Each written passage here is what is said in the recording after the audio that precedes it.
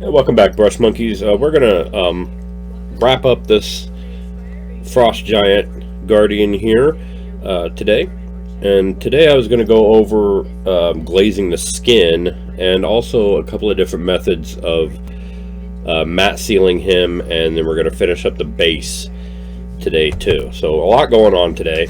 We'll start with the glazing the skin. Now, like I said, I was going to use Gulliman Blue, Citadel's Gulliman Blue glaze, because that's it's already formulated as a glaze, but we're also going to thin it way down because it's got kind of a strong color to it. So I'm going to put like 3 drops of blue in there, and probably start out with like 7 drops of Lamian Medium here.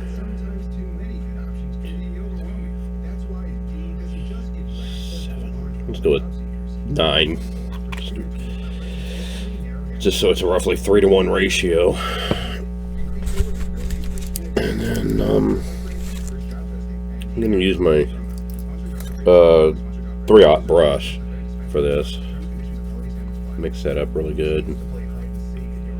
See if it's, yeah, okay. And we're gonna start out doing this on the fingers.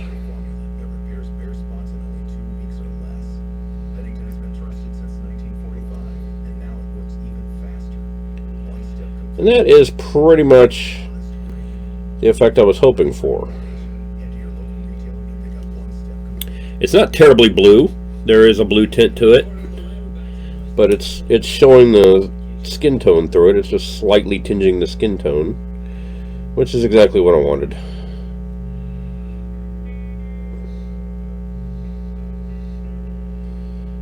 I didn't want him to be like giant Papa Smurf looking blue. But the other advantage of doing it this way is it's also tinting the previously done shade wash that's still sitting in the crevices there. It's turning that blue as well. I don't know if you can see that real well on the camera, but you can see how it's much more bluish. It's not bright pale skin.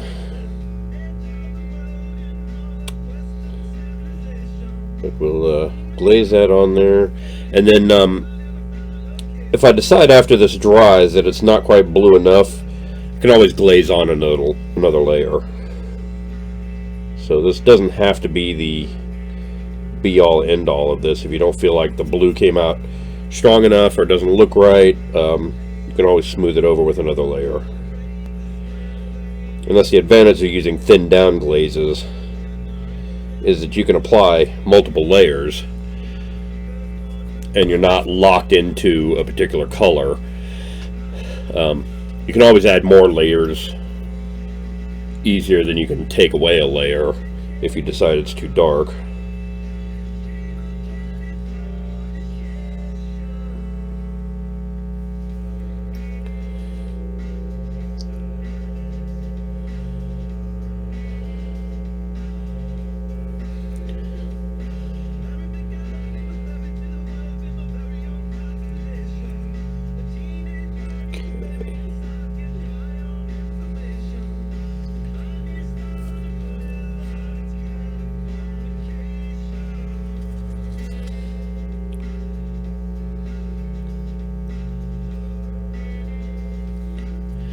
And since this is all I'm doing on this this isn't all I'm doing on this video, sorry. It's the only painting I'm really doing on this. I'm going to go ahead and just do it on camera rather than what I did before, where I was turning off the camera and then doing the step and then turning the camera back on saying, hey, look what I did. Because this won't really take that long.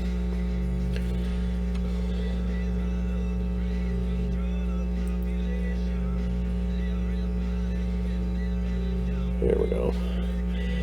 The skin on the hands didn't seem like it was really picking up that glaze at all.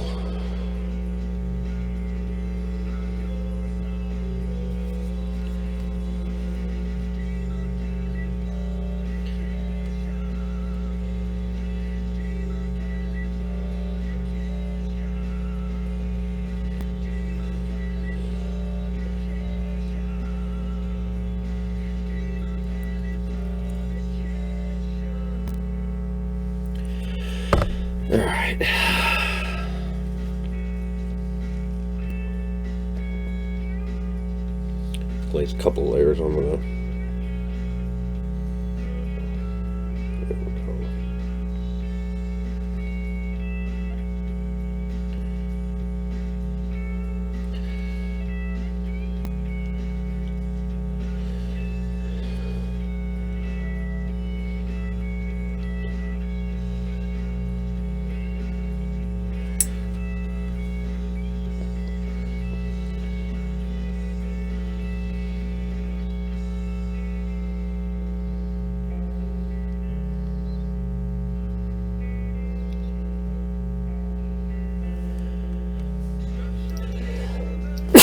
Excuse me.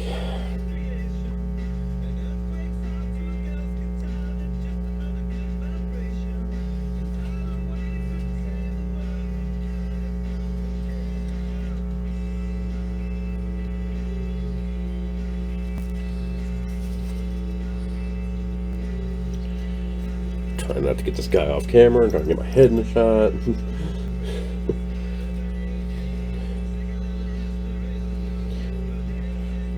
This is one of the perils of my miniature painting hobby is I tend to get too into what I'm doing, and I tend to lose focus of the fact that I am now in the way of my actually showing you what I'm doing.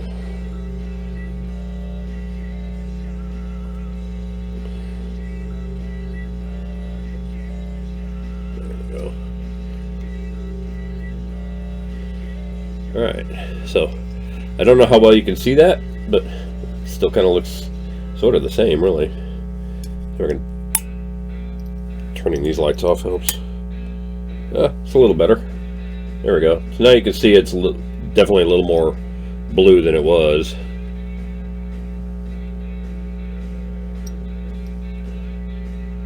So, turn those back on. Never really noticed what a huge difference those lamps make. Or how little light actually came from the middle one. Outside of that. So, okay. So, that's the glazing. I'm going to let that dry for a little bit, and we'll come back, and if it needs another layer of glaze, I'll put another layer of glaze on it. If it doesn't, then we'll get into the next part of things, which is sealing your miniature. And you always want to do this, especially if you're doing this for a tabletop thing, or if you're planning on gaming with it, if you're going to handle it a lot, then it needs to be matte sealed, or it needs to be sealed, I should say. And there's several different ways of doing it, and several different products you can use for it, which hopefully these will get on camera.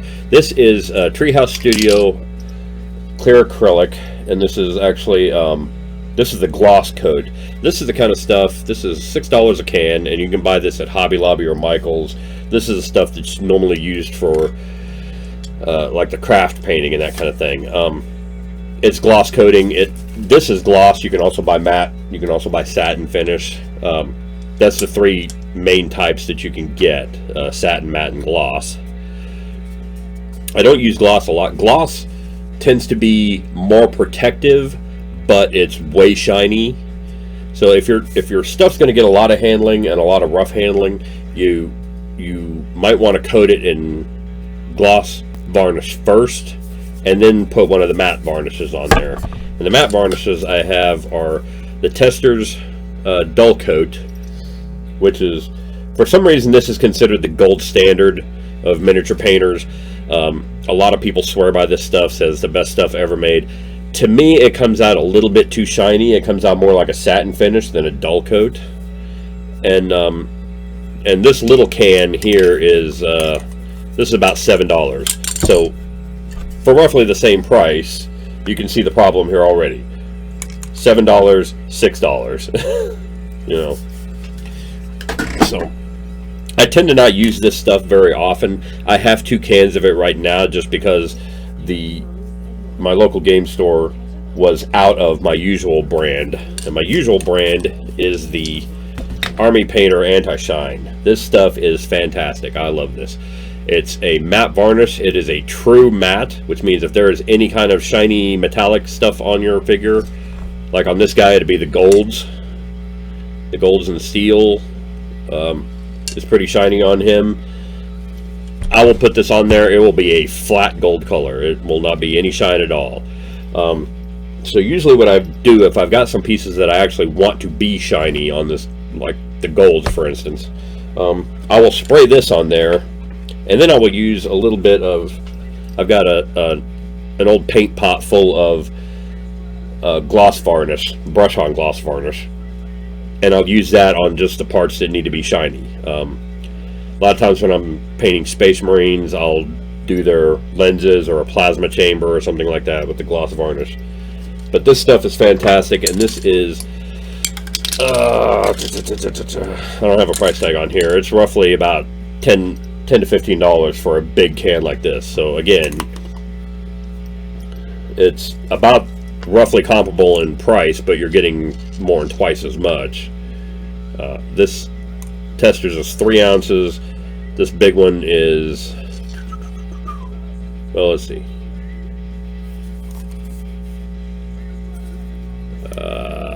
I can't find it. This says 400 milliliters, but off the top of my head, I don't know what ounces converts to milliliters, and I have to look it up. But there you go. This is usually a better buy because I buy lots of it. But for this guy, for our FrostGiant here, what I'm going to do is I'm going to spray him with the Testors dull coat first, and you'll see what that finish looks like. And then I'll go back and spray him again with the Army Painter and show you what the difference is between the two. But for right now, we'll go ahead and pause, and I'm going to let that first layer of glaze dry and possibly put on a second layer, and then I'll come back and we'll dull coat. All right? So I'll see you in a bit. All right, so the glaze has dried, and as you can see, he's pretty blue now. Pretty nicely blue. He's not like ridiculously blue. I brought the FrostGiant King, which for some reason is like way smaller than his Bodyguard. But you can see the blue skin I tried to do on him. And this was just trying out something different. I was essentially doing the same techniques that I do with skin. I was just doing them in shades of blue to try to do something different, and I'm not entirely happy with how it came out. I'm not like disgusted with it and gonna repaint it or anything, but you know, it was an experiment, and that's how it turned out, and I wasn't entirely happy with it, and that's why I decided to glaze the skin blue, to paint the skin as skin and then glaze it blue afterwards. And I think that was much more effective. I think if you can see on this arm, it's much more blue with darker blue in the crevices, but it's a much more, for lack of a better term, natural skin color blue. Where it looks like skin that is blue. It doesn't look like blue skin, if that makes any sense. Anyway, so we're going to get on to matte sealing this guy. And again, I'm going to do it in pieces like this because it has to be glued together later, just to make sure I get all the little parts that are underneath where the armor is going to go. We're going to start out with our Testors spray lacquer here, just to show you how that works out, and then we'll do the Army Painter over it. So when you're doing this kind of thing indoors, I always recommend getting one of these kind of masks. Get a painter's mask. You're looking for something that's made for particulate matter. It's made to keep this kind of junk out of your lungs, because this is really nasty stuff to breathe, and you really don't want any part of this being actually inside your lungs. So bear with me a second. I will get that on, and then we will get to painting here.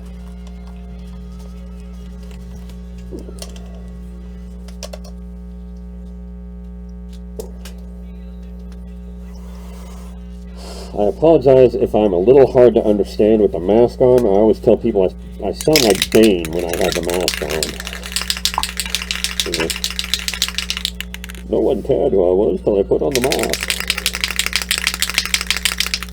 So we'll give the spray lacquer a good shake, and then I'm going to move this guy out of the way so it doesn't get back spray. It's usually a good idea to keep the figure moving while you're doing this, so you don't build up a spray in any one place.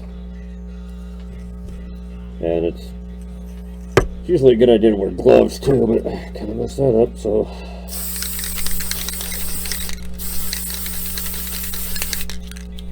And you can see, as it's painted now, he looks kind of wet. And that's actually a good thing. That's just the lacquer on it.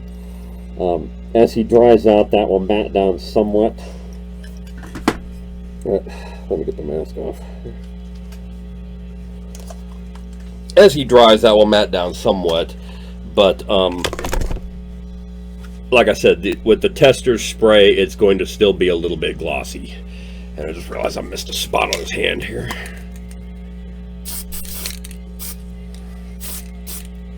Usually when you're matte sealing something, it's best to spray in short bursts.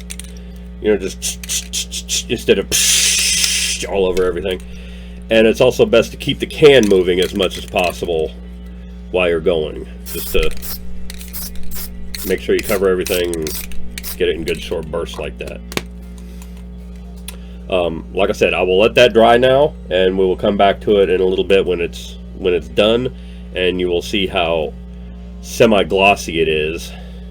And then hopefully once it's cured, we will overspray again with the anti-shine, and you'll see this stuff knock that shine right off of it. It's beautiful, beautiful stuff. So we will come back to this in just a few moments.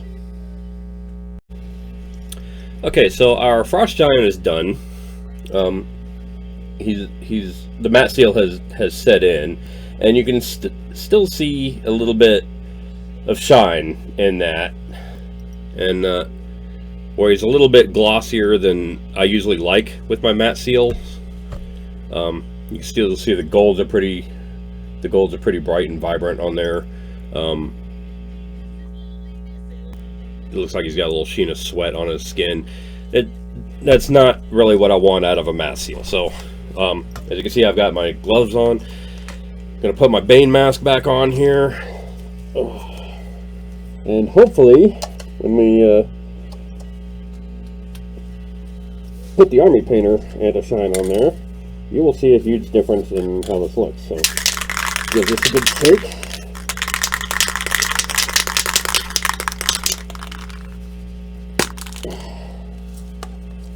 Knock that off.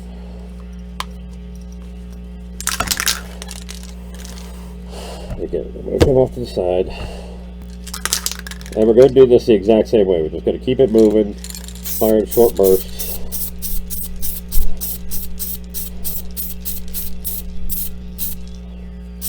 Ideally, you kind of want to start the spray off the figure and carry the stream across it.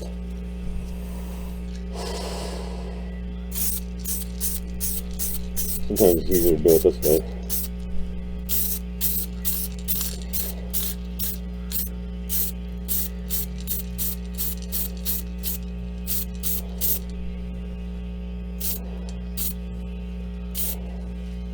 Alright. And again, he looks pretty glossy now because the matte seal is wet. Once he dries off, you will see a giant difference between that and the tester's anti-seal or anti-shine. And let me get that mask off.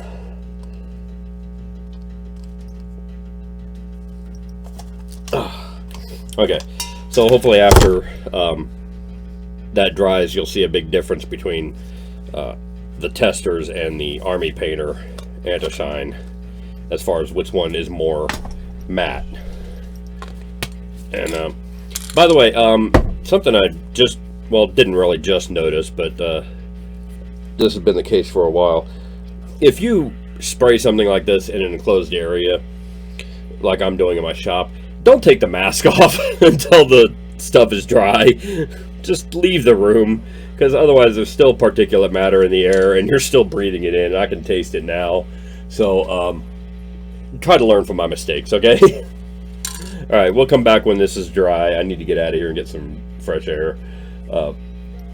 When we come back, I'll show you how this has sealed it versus the Testors matte seal, and we'll also do, I've got some Army Painter tufts here, which are like little clumps of static grass, but these are called tundra tufts, and they have like snow on them. And we're going to glue a couple of those to the base. I'll show you how to do that, and then we'll glue the arm on, and our guy will be good to go. He'll be done, ready to go up on the website. All right, so I will see you in a few. All right, welcome back, Brush Monkeys. As you can see, the matte seal, the anti-shine, is dry, and it's clearly not shiny at all. It even took away the shine from the... Okay, it's kind of hard to tell on that camera, but trust me, looking at it in person, it is not shiny at all.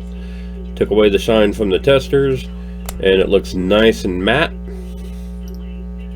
And I think we're ready to put this guy together here. Now, to assemble them, and to glue the tufts on here, I've chosen to use Army Painter. Use Gorilla Super Glue Gel, and this stuff's really good, but you have to shake the hell out of it. For some reason, it separates.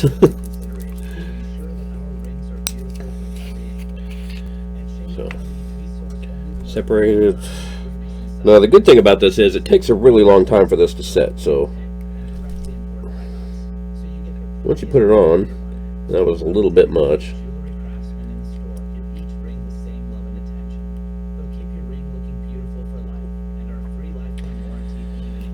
Super Glue Gel is fantastic because it lets you fill in the gaps in your figures. So we'll kind of naturally fill in some of that. That in. Get that cranked down real good. There we go. And you usually have to hold the pieces in place for like 30 seconds or so.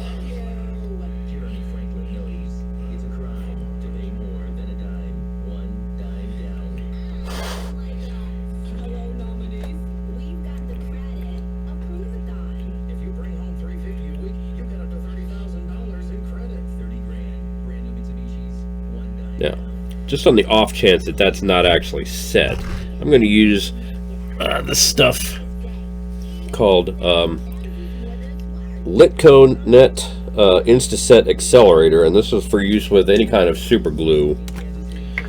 And essentially all it does is it speeds up the drying process. So you can see where I've got a little bit of wet glue right there and a little bit around the hand. I'm just gonna give it a quick shot on both places here. That's good. And that'll set up the super glue. It smells kind of weird, but it sets up the super glue really well. Now, I've seen tips and tricks videos online that talk about using baking soda or baking powder to set up the glue, and that can be done. That's perfectly good way of doing it. The thing is, when you're dealing with a model you've already painted and you're assembling it, the baking soda thing is going to show up really well. Baking soda is really more something you want to do if you're assembling a model you haven't painted yet. Once you paint it, you want something invisible like this. It'll just kind of, that'll dry up and that'll be nice and invisible. Now, the Army Painter tufts, I've got some tweezers here. We're just going to do like 3 or 4 tufts for on the base here, and you just put a little drop of glue there, maybe one here, maybe one up here.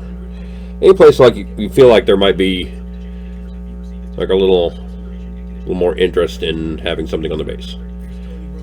Don't try to like cloud up your base too much with excess stuff, and kind of be careful because I got a lot of super glue there. If you happen to get a little too much super glue on there, you can always use like a little plastic sticker or a cotton swab or something and kind of wipe off the excess there.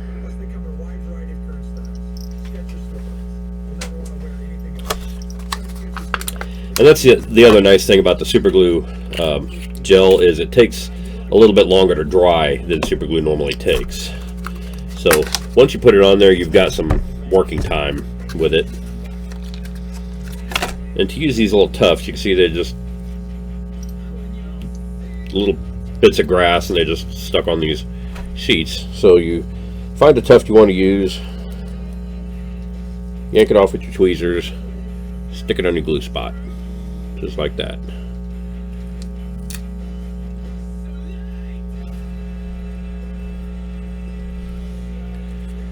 And find a couple of good ones here.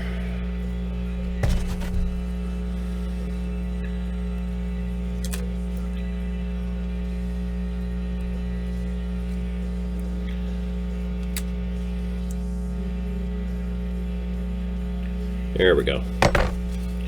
Like I said, just, you know, 3, 4, 5 these little tufts. And Army Painter makes these tufts in a lot of different styles. I've got wasteland tufts. I've got wilderness tufts. I'm almost out of the wilderness ones. I use those a lot. They also make wild meadow flowers and wildflower tufts that have I don't know if you can see that really well. They're again little tufts of grass, and where like this one's got snow on it, this one's got little white specks, or there's some in the back that have little yellow specks, and they just look like wildflowers. And you can stick them on the base and they look really nice. But you can get a lot of different things, and they're like $6 for a little pack of these things at my local store anyway. But it's just something to add a little extra interest, a little extra scenery to your base. And so now he's all done. He's all looking all spiff. He's got his little winter tufts on there. He's got skulls around his base. He's all assembled and looking badass. And there you go. There's our FrostGiant Bodyguard. This will go up on the Instagram site and be available for patrons. So, thanks a lot for your time and attention, and for following me through this journey. Hope you learned something. I certainly have learned a lot, and I will talk to you guys later. Bye. Hey, Brush Monkeys. Tom from Flying Monkey Studios here. If you like what you see, click like down below. If you want to be notified when new videos are posted, click on subscribe. Leave a comment below on what you want to see on future videos. And be sure to visit our Patreon site, our Twitter, Instagram, and Facebook pages. The links are all in the video description below. I'll see you later. Thanks a lot. Bye.